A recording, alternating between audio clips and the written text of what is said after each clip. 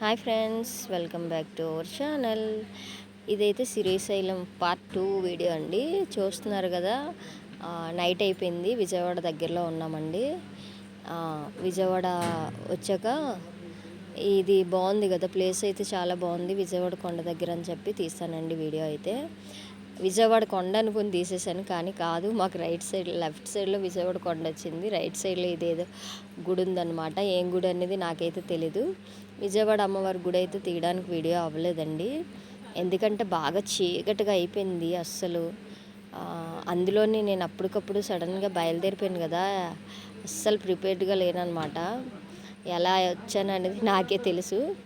చూస్తున్నారు కదా, ఫ్రెండ్స్ అందరూ కూడా తినేసిన తర్వాత పెరుగు ఎక్కువ తెచ్చేసాము. పెరుగుందని చెప్పి మజ్జిగ కలిపాము. ఆ మజ్జిగ ఎలా తాగాలో గ్లాసులు లేవు, ఏం చేయాలో తెలియకపోతే మా ఫ్రెండ్ ఆశ అన్న ఆవిడ బ్లేడ్ తీసుకొస్తే ఆ బ్లేడ్తో వాటర్ బాటిల్స్ కట్ చేసుకొని అందులో వేసుకొని అయితే తాగామండి. తర్వాత ట్రైన్ మల్కాపూర్లో దిగామండి. శ్రీశైలం మల్కాపూర్లో దిగాము. నైట్ టైము ఇలా ఉంది, చూస్తున్నారు కదా. భయం అయితే ఏం లేదండి, అంత మల్కాపూర్ అంటే చాలా భయంగా ఉంటుంది. ఇది అని చాలా భయపెట్టేశారు. చీకటిగా ఉంటుంది, నైట్ టైం దిగుతున్నారు. గోల్డ్ అవి వేసుకెళ్ళకండి అది ఇది అంటే భయపడి మేమేమీ వేసుకొని రాలేదు. అంత భయపడాల్సినంత అయితే ఏమీ లేదండి, పర్వాలేదు. చూస్తున్నారు కదా, ఇదైతే ఎర్లీ మార్నింగ్ 4 o'clockకి శ్రీశైలం వెళ్ళే బస్సు ఎక్కామండి.